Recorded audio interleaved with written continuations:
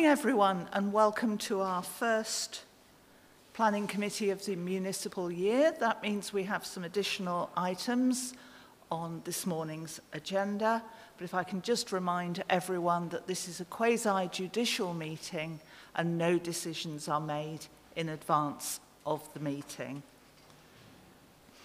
And members of the committee do not sit here as representatives of their wards, but as representatives of the whole council. Turning to the agenda then, I should just point out to members present in the chamber that once you're in your allocated seat, you may take your mask off if you wish to do so, but please remember to put it back on should you need to move around the chamber. So, item 1 on the agenda is the notice of recording and webcast. I am required to advise you that this meeting will be webcast for live or subsequent broadcast via the council's internet site, which is www.civico.net/Birmingham. And members of the press and or public may record and take photographs except where there are confidential or exempt items, of which I don't expect to have any today. Declarations of interest. Members are reminded that they must declare all relevant pecuniary and non-pecuniary interests arising from any business to be discussed at this meeting. And if a disclosable pecuniary interest is declared, a member must not speak or take part in that agenda item. Any declarations will be recorded in the minutes of the meeting. That is the standard declaration of interest paragraph that's used for all Birmingham City Council meetings. In addition, for Planning Committee, there is also a requirement that members approach each item with not an empty mind, but an open one. And therefore, anyone who's expressed a view on an application before us ahead of the point where the reports are issued, will declare that they have done so and leave the meeting for that item. And Councillor Scott has already indicated that she will be doing that for item 11, having previously expressed a view before she joined the committee. So, under apologies, rather than wait for a later item on the agenda, can I welcome the new members of the committee? We have Councillor Scott and Councillor Suleiman with us today, who are new to our proceedings, and Councillor Azim has rejoined us, but has sent apologies for this morning.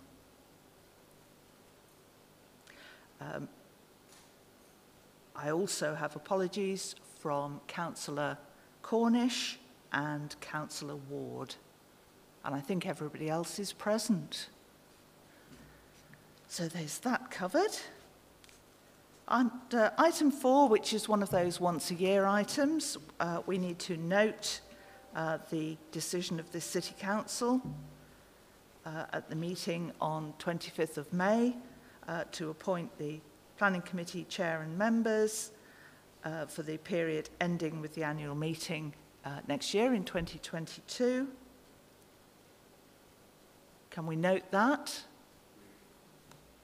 And we also need to elect a Deputy Chair for the purpose of substitution for the Chair if absent for the period ending with the annual meeting of the City Council in 2022. Touch wood, I haven't needed anyone to cover a whole meeting yet, but I have on occasions had to express that I've given a view on an application and called on the deputy to cover an item or two. So, can we have nominations for Deputy Chair? Councillor Straker-Wells. Thank you, Chair. Could I nominate Councillor Peter Griffiths? Thank you. Is that seconded? Thank you, Councillor Idris. Can we agree? Councillor Moore. Thank you, Chair. Can I nominate Councillor Julie Johnson? Councillor Julie Johnson. Is that seconded? Okay, looks like we've got a vote. I don't think at this point we would normally take speeches from the contenders, so I propose to go directly to a vote. Can I see those in favour of Councillor Griffiths?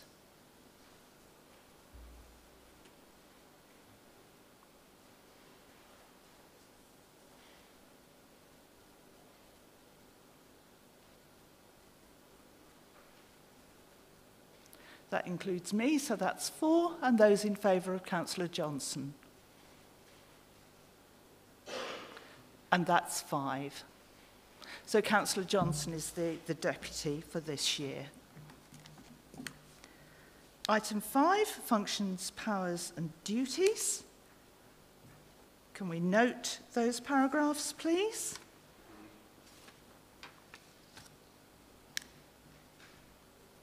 And we move on to Chair's announcements. The next couple of meetings will be the 10th and the 24th of June. And they will be held in the BMI, and you'll get further information on that closer to the time.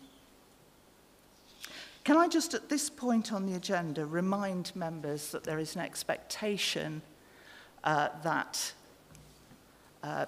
you are fully informed on the items that we're discussing, that you have read the paperwork and have and will take note of our discussion today.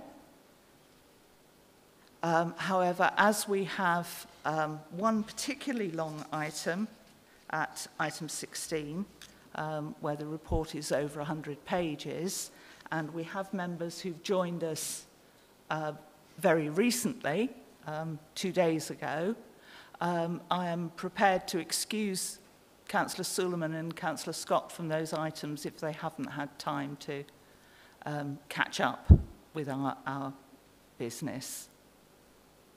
Do you wish to indicate whether you'll be taking part in that item? Councillor Suleiman?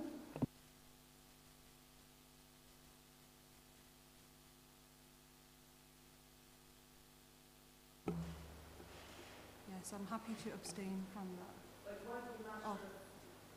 It won't be a matter of abstaining, it'll be a matter of leaving the room. Okay, that's yeah. Okay, and Councillor Scott, have you had time to catch up?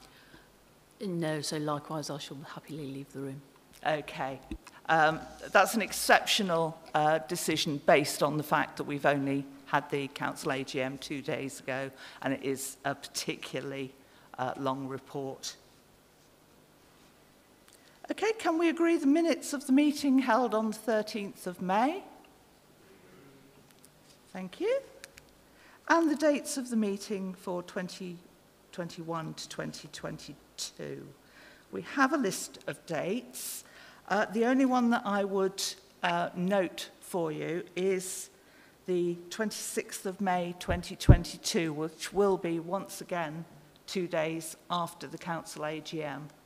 Given that we will have had all-up elections leading up to that point, we may wish to consider an alternative agenda for the 26th of May, which might mean, and I'm not making the decision in advance, that we have a short formal meeting and follow it with training rather than take reports on that day. But we'll clarify that as we go through the year. Okay. And I think that takes us through the once-a-year business, and we can make a start on planning applications, starting with the northwest area. And I should just say we don't have any public speaking today, which is why I haven't given the explanations on that. Pete, you have 3 on today's agenda. Would you like to start with item 9 for us? Yes, thank you, Chair. We do have one update for the first item. It is a request from the applicant, Aston Villa, and they'd like to clarify one matter in terms of the ongoing youth activities at the Bodymoor Heath complex. So the proposed City Academy will be a new urban centre for the club's youth football, whilst the existing Bodymore Heath facility will still have its own junior play activities that are organised and provided through the Aston Villa Foundation. Therefore, the proposed City Academy will be a net benefit in youth facilities and will not mean youth facilities at their existing facilities, such as at Bodymore Heath, being reduced or replaced. Thank you, Chair. And perhaps I should clarify that nobody is requested to declare their support for any particular football team as long as it isn't influencing their decision this morning. Does anyone wish to speak on this one? Having studied the report and heard the update, are you ready to vote? Hearing nothing to the contrary, I'm going to proceed to the vote. You have the usual three options: for, against, and abstain. Can I see those in favour?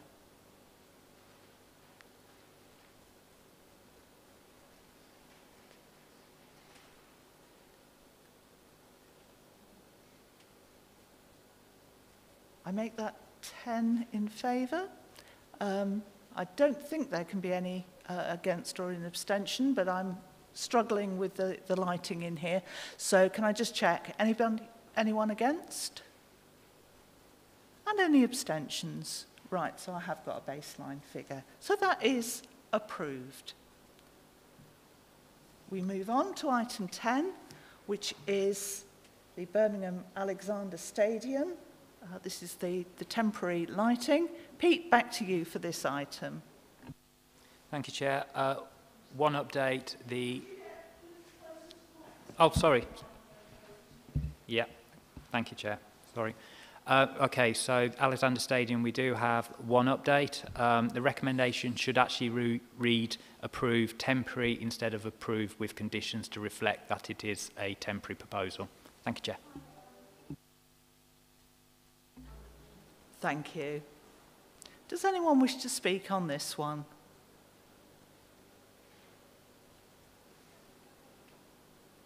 No? In that case, having studied the report and with that slight amendment, are you ready to vote? Can I see those in favour?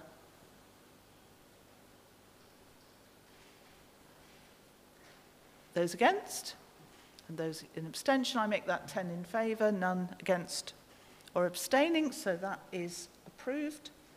And we move on to item 11, which is Boldmere Gate, Sutton Park, and Councillor Scott will be leaving us for this item.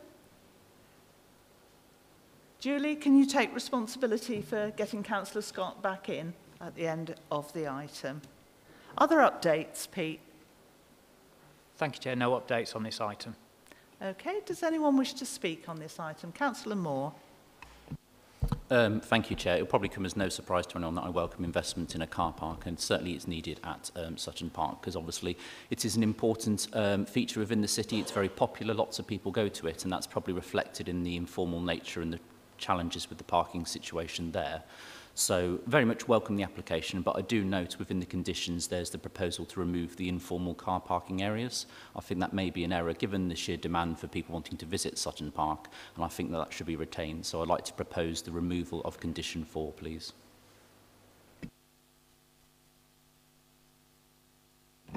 Does anyone else wish to speak?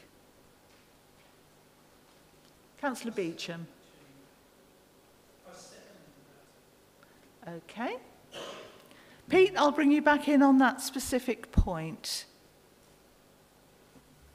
Yes, thank you, Chair. So the proposal will actually be seeking to retain the overall capacity that there is available in the park. So by virtue of not returning other areas of car parking to grassland, which is part of the overall planned improvements to the Triple SI, which is one of the material considerations on this application, you will actually be increasing parking capacity within the park itself, and Highways have raised concerns and recommended a condition that those car parks are returned back to grassland. Otherwise, there could be an increase in traffic associated with the park. Officers do feel that's reasonable, and it must be important to also recognise that whilst this car park is seeking to retain the capacity there is at the moment, there are clear benefits associated with this scheme, including a biodiversity net gain of 30% alone in the car park area itself. The other planned works to the other car parks, which Councillor Moore is referring to, will be additional biodiversity net gains as well. So there are very clear benefits which are to be achieved on the back of this scheme. Thank you, Chair. Can I just test that I've understood this correctly? We're looking at condition 4, and the response is that that is not ancillary, but is a key point in the biodiversity approach to this scheme. Yes, that's correct. Thank you. Okay, well, I've had the removal of that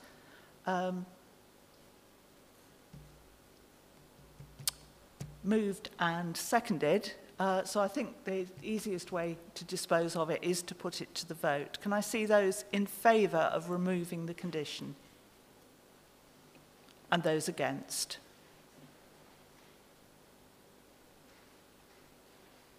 I had 3 in favour of removing the condition and 6 against, so that condition is lost. That motion is lost and the condition remains. Does anyone else wish to add anything before we vote overall on this application? No, I don't think there's anything further to come back on, Pete. So can I see those in favour of the application?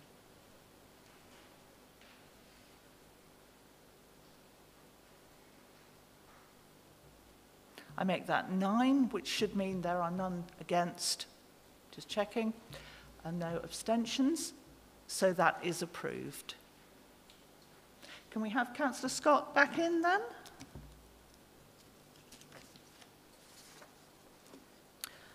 And that was the end of the northwest area. Thank you, Pete. We move on to the south. I'm getting signals.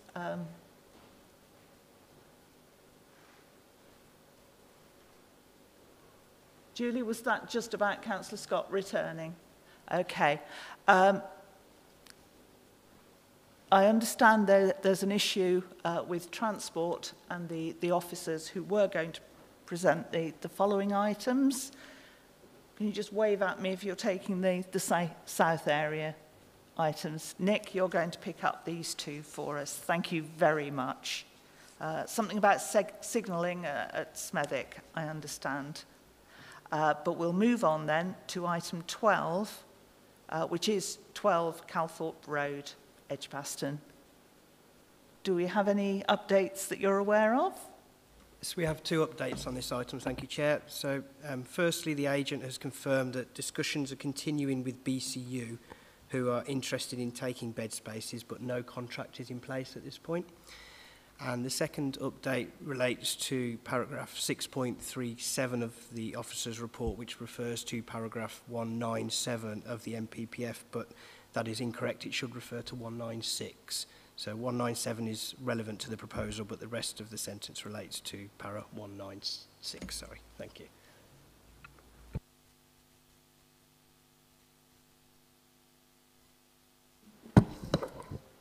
I just wanted to comment about the removal of 19 individual trees that are mentioned at para 1.16. It says that there'd be a loss of 19 individual trees, but then at para 6.38, it is a little bit confusing because I'm just finding my page, excuse me a moment. It then goes on to say, whilst the proposed development would require the loss of existing trees, it says that some of these major trees include defects, but it doesn't actually say how many are decayed. And I was just curious as to whether that is all 19. I appreciate there is a condition about landscaping. I'm just concerned that we're going to wipe away 19 trees, whilst perhaps, for example, only 4 may be decayed, and we're going to destroy 15 trees for no good reason. I couldn't see in the report whether or not all 19 are going because all 19 are decayed. I wonder if anybody could clarify that, please. Thank you. Can I just apologise if the web stream quality is as poor as the sound in the room itself? I think we're just getting echo in the room because we are socially distanced. As I say, I hope the sound is better on the web stream. Certainly the picture is clearer than the lighting in the room is making it. Nick, are you able to answer on that point? I don't think it will surprise you, Councillor, that I don't know off the top of my head, being this is not my item, but that information should be in the arboricultural impact assessment that's supported the application. And then in addition, as you say, 1.16 identifies the loss of 19 trees, but it also then details the category of those trees, and the health of the tree will inform in part the category as far as I understand.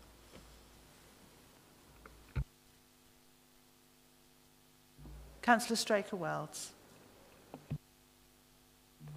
Thank you, Chair. My question is really around 611 in discussing affordability and whether students would be able to afford these what looks like superb facilities, so different from my student days. So what I'm really asking is, I know that international students favour this kind of accommodation. What is affordable and whether anybody would be deterred from taking up a place if unless they had to live at home, for instance, or unless they had to live in cheaper accommodation.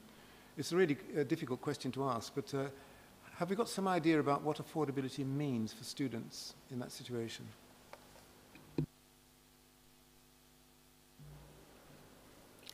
Nick, are you able to... you've got some experience through the city centre schemes. Have you got anything that you're able to share with us to clarify that? I don't have a straight answer for you, I'm afraid, and I think you probably expect that.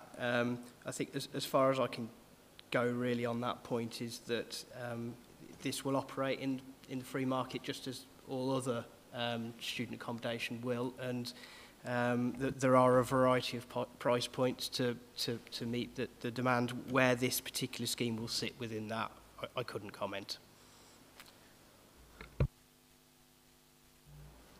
It is one of the outstanding points on our work on student accommodation, particularly purpose-built student accommodation. I have no doubt that we will come back to that. The pictures, including the report, seems to suggest that it's at the higher end of the rent range for student accommodation. Anyone else? Gareth? Thank you, Chair. I think Councillor Straker-Wells raises a very valid point because unfortunately pretty much all the student accommodation that comes before us at the moment is at the higher end. And it does beg the question of, you know, who is the market aimed at? Because clearly not all students will be able to afford it. And quite often, as we've seen with some of them, they add on all these additional features, which are lovely, but then it racks up the cost for that and it pushes particularly those from disadvantaged backgrounds and low incomes out of the market. So I do think we need to have a more holistic approach to how we deliver student accommodation in the city to ensure that it's catering for everyone, not just those at the higher end who can afford it. Particularly everything just gears toward international students who, by the very nature of studying abroad, clearly can afford it. But my main concern is about, and it's referenced at 6.7, is this ongoing preference for everyone's going to live in purpose-built student accommodation. I've raised this time and time again, and I do think we need to have a wider look at the issue of student accommodation because, quite frankly, I think our supply and demand report is flawed because it doesn't evidence why we've reached that conclusion particularly when the number one reason students look for in accommodation is cost, which would kind of suggest that actually purpose-built student accommodation is not the biggest thing they're looking for. They want somewhere that's affordable, and they want to be able to choose who they live with. And, you know, both of those things to me suggest it's not PBSA. So I do think we need to have a wider issue with that. And it's disappointing with this application, because I'm happy to support the hotel use of it, but I can't support the student accommodation thing, because I just feel it's flawed, and I'm not convinced that there is the demand that we keep being told that there is. As I've indicated, sorry Nick, I'm going to pick this one up. As I've indicated, there is work still to be done on this to improve the information we have in the paper on those elements. There is undoubtedly a need for good and plain purpose-built accommodation, as well as that at the higher end. However, I suspect that we would be unable to defend an appeal should we go to the length of turning it down on those specific points that have been raised. Nick, do you have, as I say, you've got experience with other schemes in the city centre. Do you have a view? Well, my only observation is that over the years, what I've seen is that newer accommodation tends to be at the medium to top end, but what happens is there is a natural churn where older accommodation slides down and becomes more affordable, as it hasn't got the more modern facilities that more wealthier students can afford. So it's just an observation on that. And I think on this particular location, we are looking for the characteristics of the city centre provision rather than the Selly Oak and Bournebrook characteristics. Councillor Scott, did I see your hand up? It was just a quick question around what percentage of disability access do they have for these student accommodation?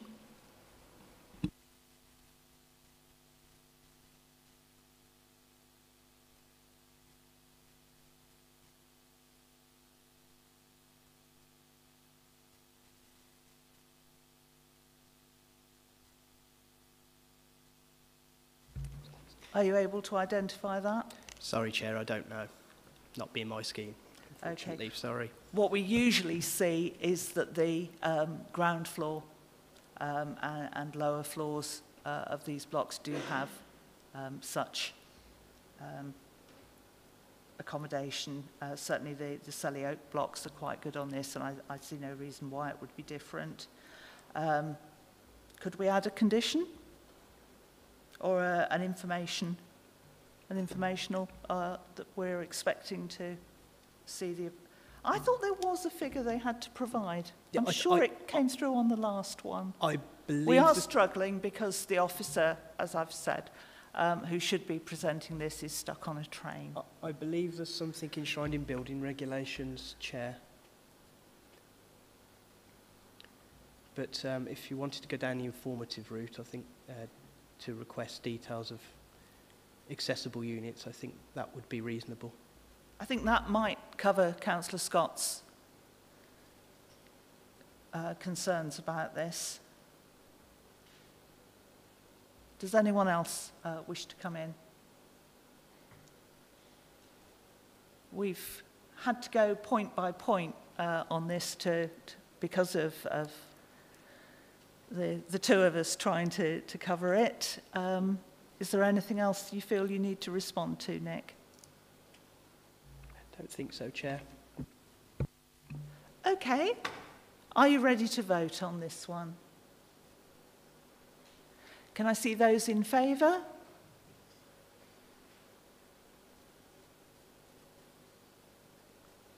And those against?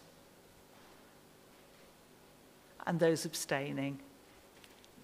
I've got 6 in favour, 2 against and 1 abstention, so that is approved. Sorry, Talia. Okay, can we do it again? I'm just struggling a little with the lighting in here.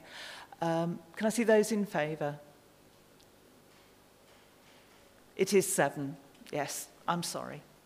For some reason, it's the middle of the room that I'm struggling with. So that's 7 in favour, 2 against and 1 abstention.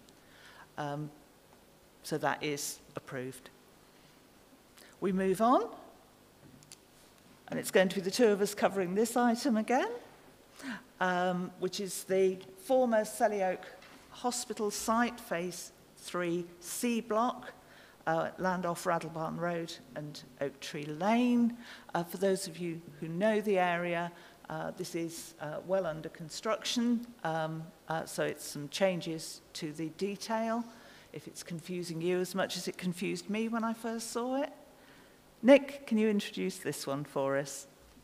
Thank you, Chair. Well, it's a very short introduction just to say that there are no updates on this item. Thank you.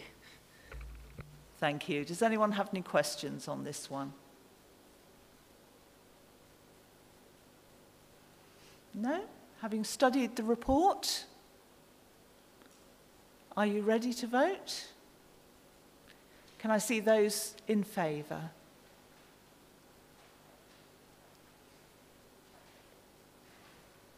I make that 10 in favour, which I think means there can be nobody against or in abstention. So that is approved. And we move on to Nick's own territory of the city centre, and item 14, which is the site at the corner of Moorville Street and Ladywood Middleway. Nick. Thank you, Chair. There are no updates on this item, which, as members will see from the report, concerns a former health centre, which would be redeveloped with a 14-storey for market residential apartment development with 11% affordable housing. Thank you. Any questions or comments? Councillor Johnson.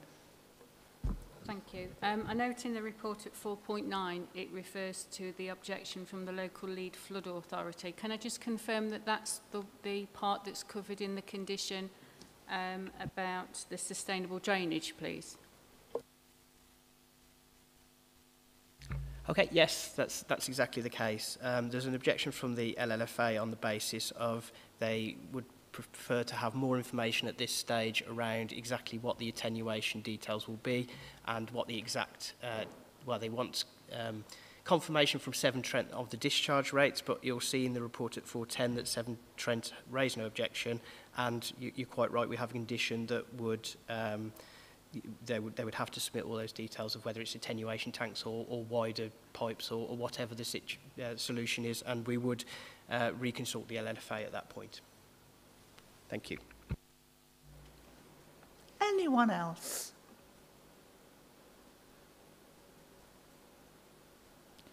No, I can't see anyone else, so there's nothing further to respond to.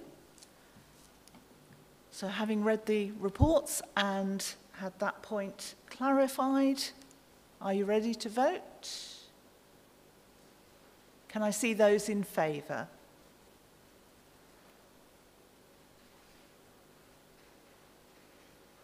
I make that 10 in favour, which is everybody accounted for, but I will just double check there's nobody against or in abstention. So that is approved, and we move on. Item 15. Oops. Item 15 is St James's House at 17 Horsefair. Most of us, I think of it as on Bristol Street. Do we have any updates? Just a very minor one, Chair, on this one, thank you. It's just to clarify that at figure 2, on page 2 of the report, the left-hand image is a precedent. It is not a CGI or visual of the actual scheme itself. It's just to give a flavour of what the facade treatment will be. Thank you. Thank you. Does anyone wish to speak on this one? Councillor Morell. Thank you, Chair. Yes, I will start by saying, actually, when I read this in the paper, I laughed out loud, given my record defending an art-time economy, the fact that we have a proposal for a hotel right on top of a live music venue. I've studied the noise mitigation details very closely, and I'm grateful for the drawings as well, with the blue highlighting what they're proposing to do, but there's still been strong objections from the music venue themselves. And given a few weeks back, we had similar assessments of the flawed noise assessments of this planning committee, when one venue did an independent noise review, it doesn't give me any faith that, that I can trust this. So I will not be supporting this application. Thank you, Chair. Thank you. Councillor Straker-Wells. Thank you, Chair. Could you either move towards the microphone or move the microphone towards you? Thank you. Thank you, Chair. I'm looking at paragraph 6.9, and I won't pretend to be an expert on noise and how noise travels, but I was somewhat reassured. I mean, I take what has been said into account, but I was somewhat reassured by paragraph 6.9 that, in fact, there is better insulation from noise, and that there is unlikely, therefore, to be the kind of conflict that I know we all worry about when there are there's a residential block or site next to a music venue. So if I could be reassured that that is indeed the case, that in fact there is less likelihood to be conflict, I would be really pleased. Thank you. Anyone else? Councillor Moore. Thank you, Chairman. Obviously, it's a pretty ugly building as it stands, and sadly, from what I can see in the photographs contained within the report, they're just making it even uglier. So it's very disappointing that they haven't taken the opportunity to actually improve the appearance and design of this building as part of the plans. But I do echo the concerns that Councillor Morale has raised. So I certainly remember from my time on licensing that the hotels on Broad Street have problems with people complaining about the noise from the licensed premises there. And I suspect sticking a hotel directly on top of a late-night music venue is probably likely to do very much the same. So I think if we are to approve this, we need reassurance that it's not going to be an impact, and not just simply ignore it on the basis that it's going to be short-term and therefore they can be subject to noise at a greater extent than if someone was living permanently. So we do need to ensure that we protect late-night venues, and MPPF makes that quite clear. So I would like reassurance that that is the case, because we don't want to be anything detrimental to the O2 Academy. Would you like to respond to those points? Thank you, Chair. Yeah, so there's a few things to reiterate on this one, I guess. Firstly, there's no objection from regulatory services, or obviously the city's technical experts on such matters. And it's also important to note that this, in terms of being a C1 hotel use, EPU and regulatory services would treat this differently, in that they wouldn't take action as they would with a if it were residential use. So that's important to note. Obviously, members can see from the diagrams and the words in the report that this has got a unique technical solution. We're told by regulatory services that that is technically possible to remove all of the structure-borne noise, because that's what the springs are there to do. And then in terms of airborne noise, it's proposed to seal all of the windows. And obviously, as it's a hotel use, there isn't anything really to put in the planning balance there, because it's a short-term use. It's also, I think, important to note that officers have gone further than regulatory services recommendations in terms of the conditions. So there's a condition in there that requires the rooms to meet the relevant British standard for noise. I take the point that noise assessments are based upon at the point of when they're done.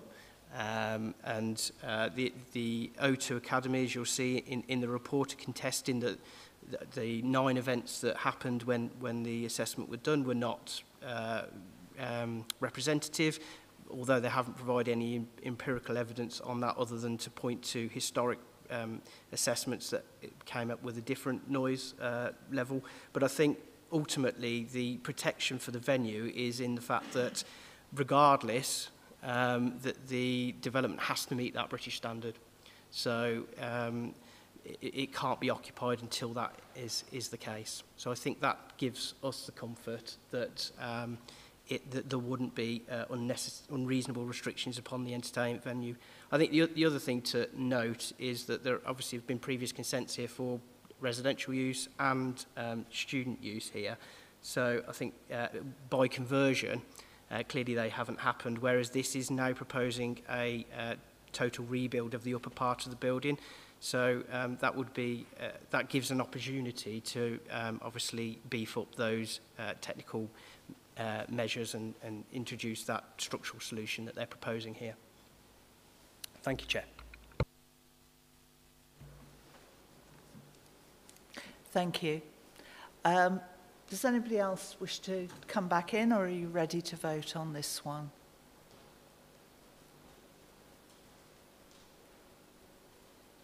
Okay, can I see those in favour?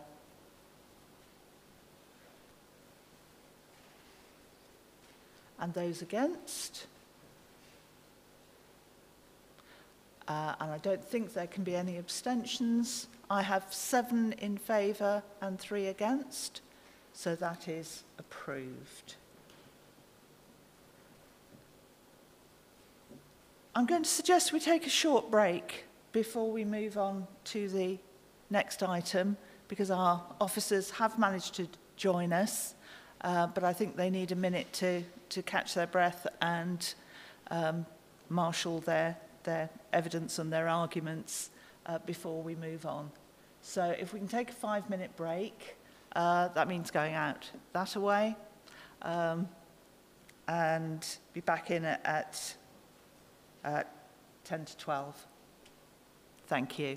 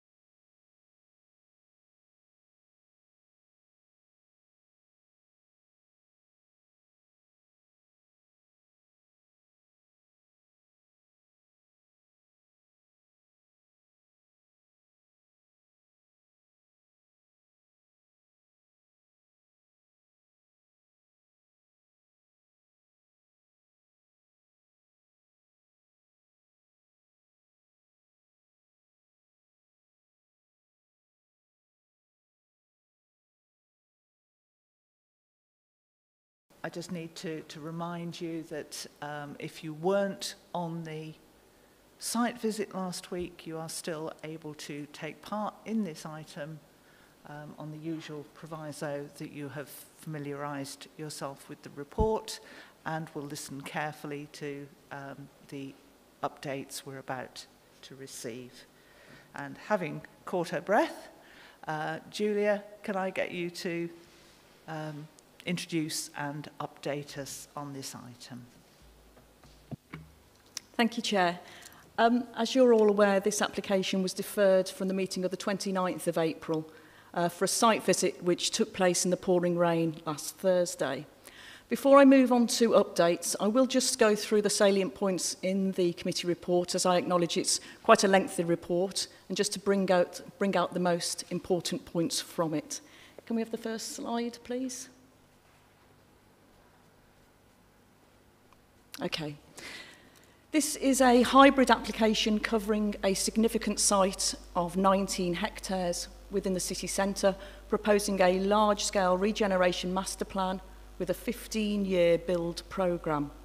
The detailed application encompasses 3 plots covering 1 hectare, the Wildworks, the Custard Factory Living and the Custard Factory Extension.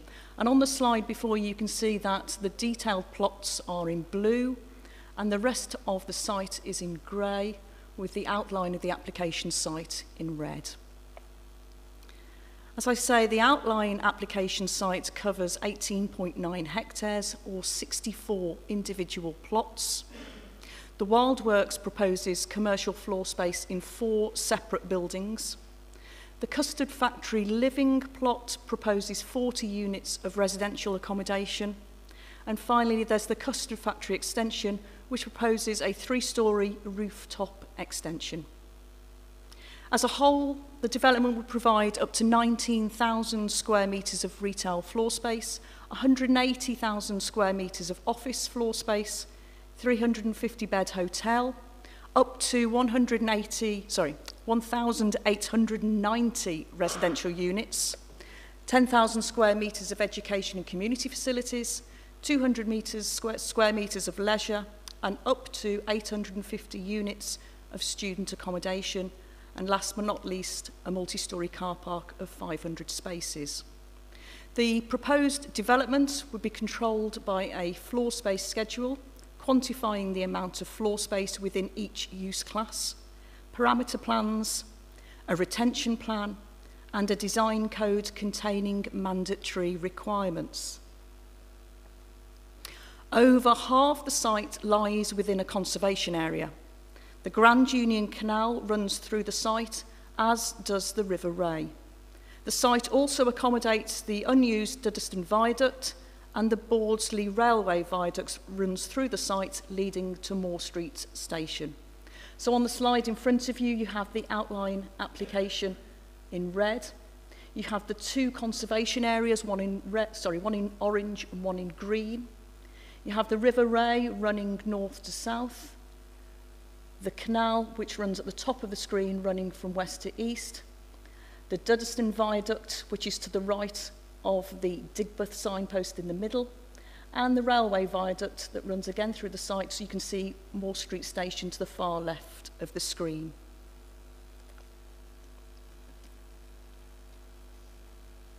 Here we have some images from the detailed application. First of all, we have the Wildworks site, where you can see the current locally listed buildings in the foreground, Wildworks 2 and Wildworks 3, and the proposed redevelopment site into 4 blocks, showing the 2 rear blocks at the rear of the picture. Here is an image from Floodgate Street. We've got the Custard Factory and its proposed rooftop extension to the right, to the rear of the chimney. And in the centre, you have Custard Factory Living, where 40 units of residential accommodation is proposed, with retail and commercial floor space at ground floor. And the Wildworks site is to the left of the screen. Hopefully you will remember walking down Floodgate Street as part of the site visit last week. And again, another image showing on the left-hand side of the Bawdsley Railway Viaduct, we have the Custard Factory Extension and the Wildworks site with its notable W-shaped crown roof. and to the right-hand side is part of the outline application. There are 6 main issues which I want to highlight to you as part of the report. And the first one is heritage. It is acknowledged there would be individual and cumulative harm to the conservation areas resulting from the loss or partial loss of locally listed buildings, loss of buildings that contribute to their character, and through increased scale within the conservation areas with the buildings up to 14 stories. Concerns have been raised by Historic England, the Civic Society, the Council for British Archaeology and Brutiful Birmingham, and objections have been received from the Victorian Society and from the 20th Century Society. In response, officers have acknowledged that there is harm, but it is less than substantial harm, and this harm is outweighed by the public benefits. It is also considered that whilst there is a significant part of the application in outline within a conservation area, sufficient detail has been submitted to comply with the statutory duties relating to listed buildings and conservation areas under the relevant 1990 Act. Hopefully, from the committee report, members will note that officers have taken the impact upon heritage assets particularly seriously. Second issue is that of the Midlands Rail Hub. There is conflict with transport policy, as the development could potentially affect the delivery of the Midlands Rail Hub. One option is to widen Bawdsley Viaduct to the north that would then intrude onto some of the development plots. Midlands Connect and West Midlands Rail Executive and Transport for West Midlands have raised concern, but they do not object. Members may recall the recent appeal decision at 193 Camp Hill, when it was confirmed by the inspector that the development was in conflict with the BDP. However, it was also confirmed that the policies are to be afforded limited weight and the benefits of this scheme are considered to outweigh that policy conflict. The third issue is the impact of noise from late night uses and protecting the evening economy. Within the application site is Digbeth Arena and a range of late night uses, including those around the Custard Factory and nightclubs in Lower Trinity Street. In response, regulatory services are happy to condition mitigation as part of the detailed application. In regards to the outline application, acknowledging the 15-year build programme, a new noise assessment is to be submitted for every residential and entertainment application at the reserved matters stage, based upon up-to-date noise data with accompanying noise mitigation measures. The fourth issue is that of a new multi-storey car park. Introducing such a car park within the clean air zone and the controlled parking zone goes against the direction of sustainable transport policy. The proposed multi-storey car park is, however, a transitional facility to bridge the gap between the loss of the existing spaces and the delivery of enhanced public transport and pedestrian connections. The multi-storey car park will be designed so that it can be repurposed in the future. The fifth issue is poor air quality at some proposed residential locations. In response, again, a new air quality assessment is proposed for every residential application at the reserved matters stage, based on up-to-date air quality data with accompanying mitigation measures. And the final issue is that of the need for student accommodation. The site is close to Aston University and BCU. The need has been established through a new student needs assessment, and an additional assessment is to be submitted at the reserved matters stage. I come on to the public benefits, and I would point you towards pages 145 to 147 of the report, but just to highlight some of the benefits that would be achieved by this development. In terms of environmental benefits, £13.6 million of improvements to the public realm are proposed. This would be in the form of 2 new bridges across the River Ray, 27,000 square metres of publicly accessible open space at ground floor, a new bridge across the canal, and the creation of Viaduct Park, a 400-metre-long linear park atop the unused Duddeston Viaduct. In terms of the economic benefits, new jobs in a range of industries and additional expenditure would occur from new employees and residents. Social benefits, there would be a new community of up to 1,890 homes for which there is a need, increasing vibrancy within Digbeth with a truly mixed-use development. And all of these aspirations are within the BDP and the HS2 Curzon Master Plan. These public benefits are considered to outweigh the harm and the policy conflicts resulting from the harm to heritage assets and the potential threat to the Midlands Rail Hub. In terms of the Section 106 planning obligations, first, the detailed application would provide 10% affordable housing and a replacement bridge across the river next to the custard factory. In terms of the outline application, public realm improvements would be achieved, including the new park, and a review of the financial viability assessment would take place with every reserved matters. Just show you 3 more images of the application.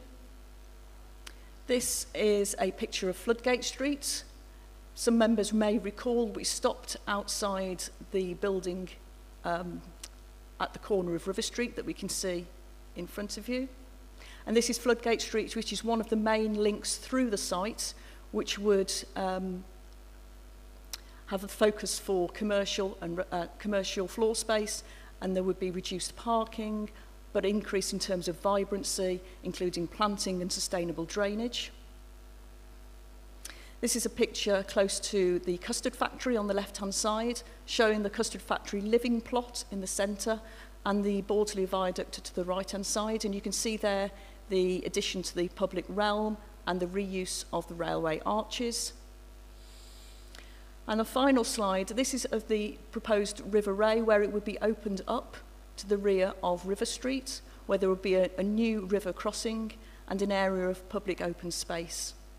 It would form part of an important link between Bordesley Street to the west and Alcock Street to the east. I'll now just come on to some updates that we've had since the previous committee meeting. First of all, we've had 3 letters of support from local businesses and tenants. Next, we've had a representation from Homes England, who states that part of the site towards the northern end of the viaduct is within Homes England's ownership. More information is sought about how the proposed viaduct park would terminate at Montague Street and how the proposed lift, the repurposing of the viaduct arches, the adjacent development plot, the new canal bridge and the associated public realm are to be delivered. They've also queried whether any structural surveys and feasibility studies have been completed to support the redevelopment of the viaduct. They have concerns that this application could prejudice the emerging plans and overall vision that Homes England are developing for the adjacent sites within their ownership. Consideration should be given to a fallback position that provides more certainty in terms of access to and termination of the viaduct park. It is suggested that provision for this access should be within land controlled by the applicant. It is important, finally, to ensure that any element of the Section 106 agreement to be delivered within the Homes England land should not be relied upon in the phasing plan or act as a trigger within the Section 106 agreement. In response, it is important to note that this is a site of nearly 19 hectares. It's a large site comprising multiple land ownerships. The development will be carried out in a multi-phased approach, and issues regarding land outside the applicant's ownership will need to be resolved prior to the commencement of development on that phase. For instance, condition 74 at the end of the report would require Homes England to be a party to a supplemental Section 106 agreement should they still own part of the site, in order to secure the delivery of the relevant public realm works. This is not a new issue to officers, and there will be mechanisms in place to ensure that each phase or block is not commenced until all landowners are signed up to deliver the public realm. Finally, just some points of clarification from the applicants in response to queries raised during the site visit. In terms of existing entertainment uses, since 2017, the applicants have attracted 12 new independent leisure venues, including Ghetto Golf, the Adventure Bar, Great Birmingham Bake Off and Roxy Ballroom. Secondly, Wild Works 2 ceased to operate as a nightclub in 2018. However, it is currently sublet to the operators of the Floodgate, who operate the premises as an indoor gaming venue. Temporary event notices have been used along Floodgate Street. The last temporary event notice was for the legitimate Peaky Blinders Festival in September 2019. No further notices have been used because of the COVID-19 pandemic and none are currently planned. The applicants are keen to retain and relocate Teamworks Karting within the application site prior to any development of its existing premises in the future. In the long term, the existing Ghetto Golf and Birdie's Bar premises are identified for demolition. However, the applicants are keen to retain and support any expansion plans of the business as part of the proposals for the framework. There are currently 25 entertainment uses within the application site. 21 of the existing entertainment uses will be retained within the framework proposals, while 4 will be lost. Finally, and the final points relate to the Custard Factory living plot and noise mitigation. The Custard Factory living plot has been designed to recognise the relationship it will have with nighttime economy. Most of the living rooms and bedrooms are positioned away from the Custard Factory with a corridor along the southern facade. The noise assessment has taken into consideration existing nighttime venues such as Ghetto Golf and Digbeth Dining Club. The assessment concludes that there would be no significant impact upon nighttime sleeping from entertainment noise, subject to appropriate mitigation, such as windows with appropriate sound reduction ratings. This would be controlled via planning condition. The applicants, as landlord and estate manager, will also actively manage any impacts of the introduction of new homes on existing entertainment premises. Thank you, Chair. Thank you. I'll take questions and comments. I think it would be helpful if in doing so you could identify whether your primary concern is around the detailed planning application or the outline. Although we will vote on the whole thing as one item, as a hybrid application, it may help you to get the appropriate answer if you can do that. Who wants to go first? Councillor Morrell. Thank you, Chair, and thank you to the officers for the report and also for the site visit in the pouring rain. I very much enjoyed it, and I thought we, as a committee, made the right decision, actually, to do a site visit. Before we talk on this, I first need to make a clarification about comments that I made at the previous committee. There was speculation I hadn't read the report. I want to clarify I had read the report. The point I was just making was that I thought it was cynical that it was a report of that size was brought 8 days before a mayoral election. And the irony there is Andy Street actually supports this application. So you often talk about being open-minded on this committee. I would say that was planning committee actually working. But I want to go through this in detail because I'm not necessarily against the overall outline application. There are many parts of it I actually am quite excited about. The Custard Factory roof extension, I think, is fantastic. The stuff that's happening at the back of Floodgate Street, where you've got the River Ray being opened up, is also great. And also the Green Viaduct, because previously people had tried to do that in Digbeth and failed. So the fact that that is now happening is also brilliant. The main cause of concern for me, which is a theme with me, it's no secret, is I care a lot about the nighttime economy. And in particular, it was the Custard Factory living complex, which was on the back of Floodgate Street. As has already been mentioned, they have temporary entertainment notices on there for stuff like the Peaky Blinders events, City of Colours.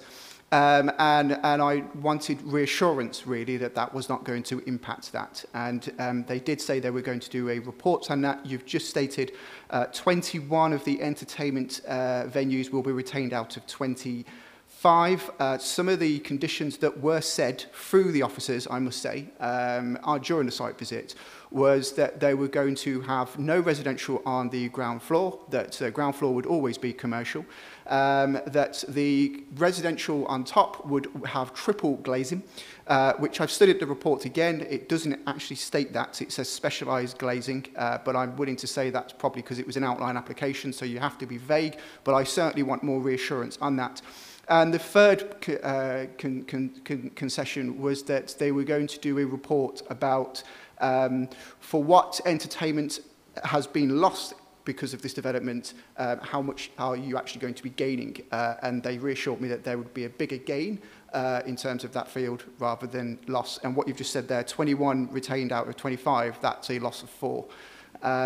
So that also raises some eyebrows. But so I want to actually very quickly, before I come back to you, just quote actually the report, just so you know I'm not lying. It's on 6.181. Therefore, worst case scenario of a significant proportion of the 1,850 residential units may require, and the key word there is may require specialist glazing or to be totally sealed with reliance upon mechanical ventilation. And on the very next point here, which also raises eyebrows, it says 6.1.82, mitigation, this is in terms of the existing commercial outlets, mitigation could, however, be implemented in the form of controlling opening hours, restricting the use of external areas and the use of sound limiting devices, which is also problematic in terms of if you're doing that for commercial, then what's stopping you doing it for the night time?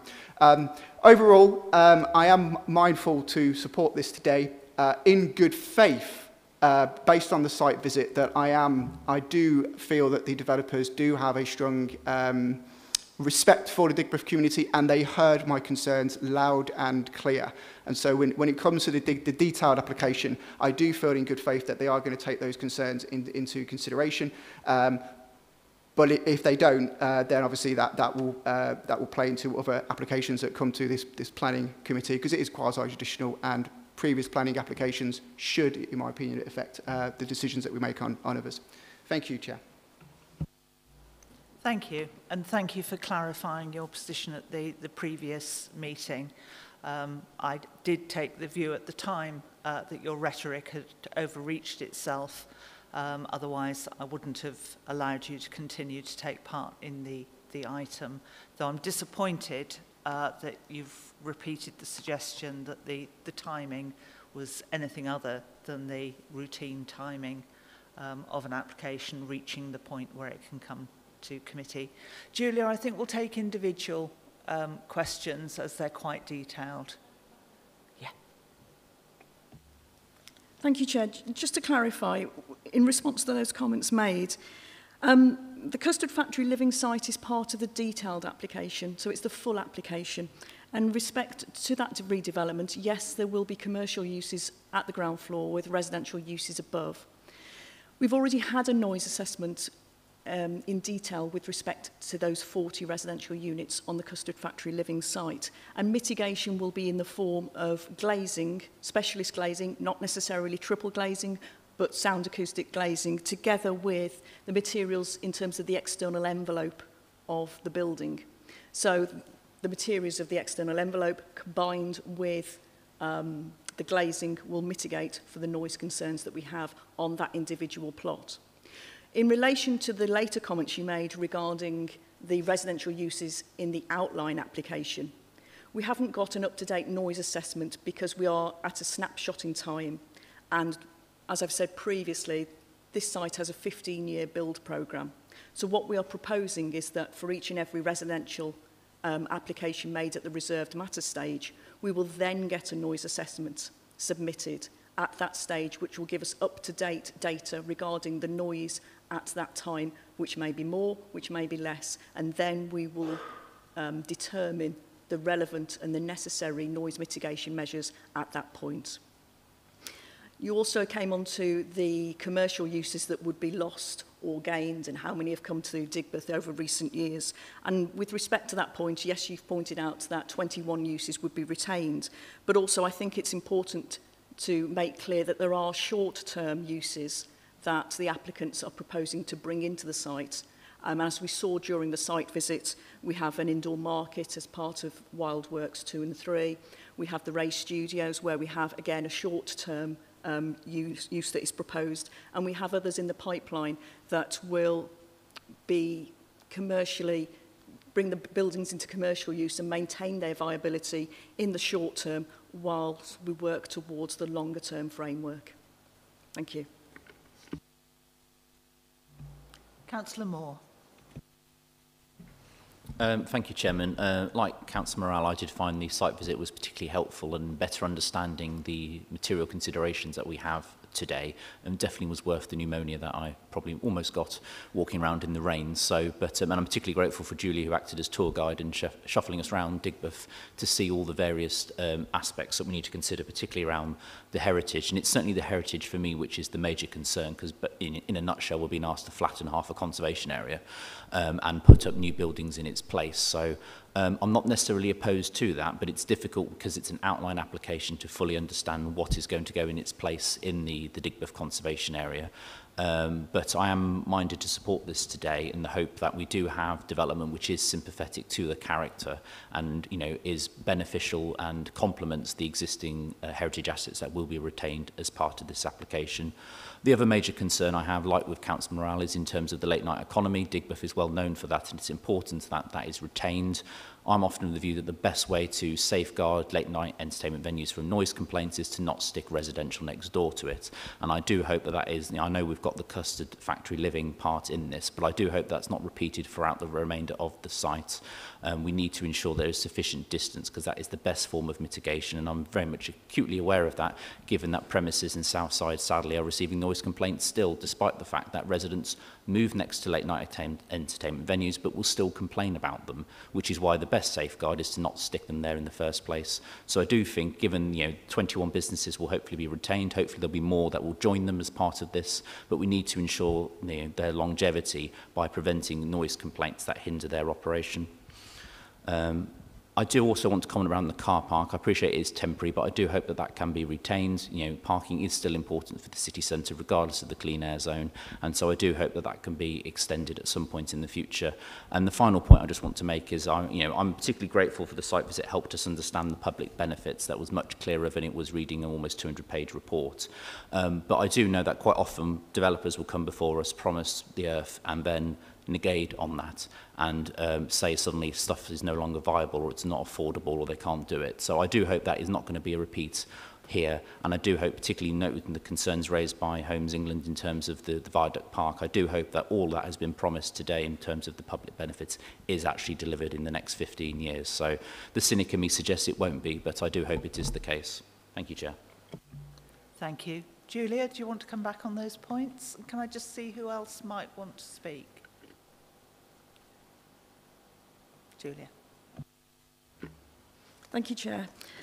Just to reiterate, yes, officers have considered the impact upon heritage assets in great detail, and we're fully acknowledging that there is harm to the heritage assets, but at a level of less than substantial. And in terms of policy, that is weighed in the balance against the public benefits, which are quite clearly listed at the end of the report, again with the viability and the costings of those public realm improvements. So we are happy that we have considered the heritage impact sufficiently. I am just going to reiterate in terms of how we control this development going forward, because, as you say, it is an outline application within a conservation area. But we are satisfied that through the development specification, or the quantum of floor space that will be controlled, through the parameter plans, which are a series of plans which control the development in the outline application, through the retention plan, and through the design code, which has mandatory requirements related to each of the character areas within the outline application. And finally, with conditions, we have sufficient control to enable a quality development within this significant application site. So in effect, we have 5 layers of control to preserve and enhance the conservation area. And most notably, the conditions require redevelopment contracts to be viewed by the City Council prior to any demolition taking place. So we also have that control again. Thank you, Chair. Councillor Straker-Wells. Thank you, Chair. and special thanks to the officers who masterminded the site visit, which is a quite extraordinary experience. In fact, the weather conditions contributed to the Dickensian atmosphere, really. Or indeed, it might have been, we could have been on the set of Peaky Blinders, indeed. But walking around that site, first of all, brought the application to life. It also showed why the site needs to be loved and why some of the buildings that are currently would be designated for loss, why they perhaps need to be replaced. But equally, it was reassuring to find that so many of the heritage assets were going to be kept, retained, and that if you like, the new landscaping around raising opening up the river, opening up the canal, walkways which will enable people to access all parts of the site, that looked really nice. And I am always being seduced by pretty pictures. And I have to say on this occasion, yes, I was. The one big question in my mind, though, and I'm not sure that I have understood it, the viaduct and how that elevated proposal is actually going to work, what is actually going to be on it, and how it would be accessed. So please forgive me if I've not really understood that, and it would really help me. But huge thanks. I've actually kept a sodden copy of the plan that we were given as a souvenir. I did manage to dry it out, but thanks ever so much. Julia? Thank you, Chair. Yes, as you're aware, one of the significant benefits of this scheme would be the creation of Viaduct Park atop the unused Duddeston Viaduct.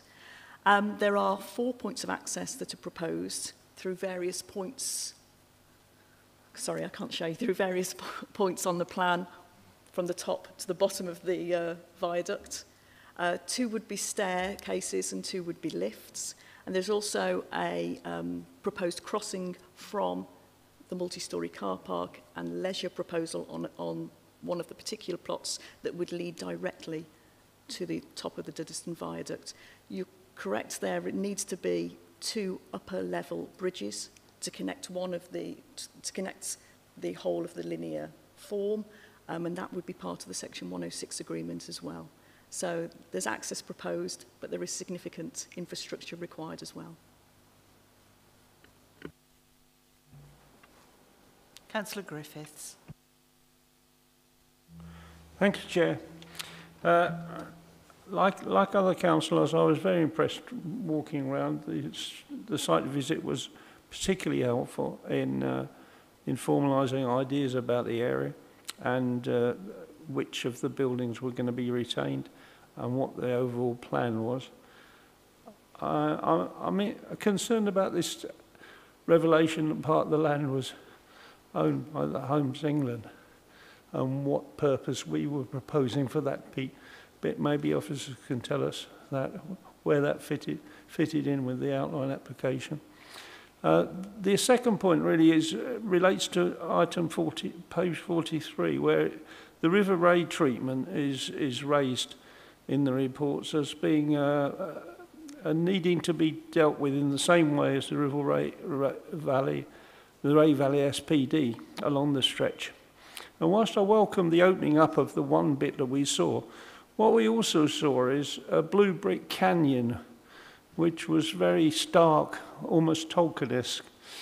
I think that when the reserve matters come to us, it would be really helpful if some work could be done on an imaginative treatment of that, either hanging plants or some sculpture of features within it to make it a bit more attractive, because there's pointless spending all this money on the whole area when the bit that we're going across has a view like that. So I think with the talent that's around, they should certainly be able to do something with that, and perhaps create our own Grand Canyon or something. So, thank you, Chair. Thank you. Julia. And I think I'm not seeing anybody else wishing to speak, so I think this is the final response before we move to the vote. Thank you, Chair. In response to the comments made by Homes England, those were made relatively recently, and they've pointed out to us that they own part of the site. This is not an unusual occurrence with a site of nearly 19 hectares. The site has multiple ownerships, and the applicants have confirmed to us that they are in conversation and in agreement with Homes England about bringing the site forwards. There's no conflict as such between the two agencies at this moment in time, and they're going to work together to resolve how the viaduct terminates and what exactly will be done on the Homes England land. So I'm fairly confident that we will be able to resolve that situation. And as I say, it's not an unusual situation. There are many other landowners that have land within this large site. In terms of the River Ray, I think you're referring to the comments made by the Environment Agency, who want to see a far more green, leafy opening up of the river, like we can see in the River Ray SPD in a different part of the city centre. In contrast, we don't consider that this part of Digbeth necessarily needs the true greenness that is considered appropriate in different parts of the city because of its character, because of its historic assets, because of its density of development. It's considered more appropriate in this part of the city to have a much more hard-surfaced and terraced open space rather than green and leafy and with lots of vegetation. We think that's the appropriate way to go, but it will still be a public open space that people can use. And finally, with respect to reserved matters and materials, yes, of course, we will look at that very closely as and when, but we are confident from the images that we've been given so far in relation to the detailed application that we will be able to produce a high-quality design. Thank you.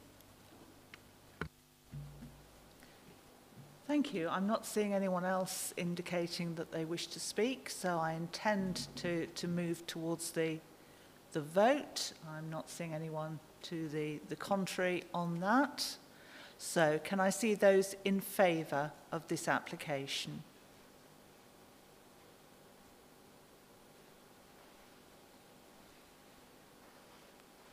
I'm seeing, I think, 8 in favour, which is how many we have in the room. But I will just double check that there's nobody that I haven't noticed that's either against or in abstention. So I think that is the total of our votes, and accordingly this application is approved. Thank you for your patience with that item. I move on to item 17, which is other urgent business, which won't wait to a further meeting. Can I at this point just add Councillor Donaldson's apologies to the list given earlier? When I checked my notes, she had indeed informed me that she couldn't be present. Do we have any urgent business? No? Councillor Moore's shaking his head, so I'm going to move on quickly. The only remaining item then is item 18, which is the authority in an urgent situation between meetings for myself jointly with the relevant chief officer to act on behalf of the committee. Can we agree that? Thank you very much. Very strange to be ending our meeting in this chamber. When we meet again, we will be in BMI. Julie and I are off to have a look so that we can warn you in advance of anything you need to know. So thank you very much for your patience today. Thank you to our officers who managed to get here despite the challenges put in their way, and we'll look forward to seeing you in our new venue in 2 weeks' time. Thank you.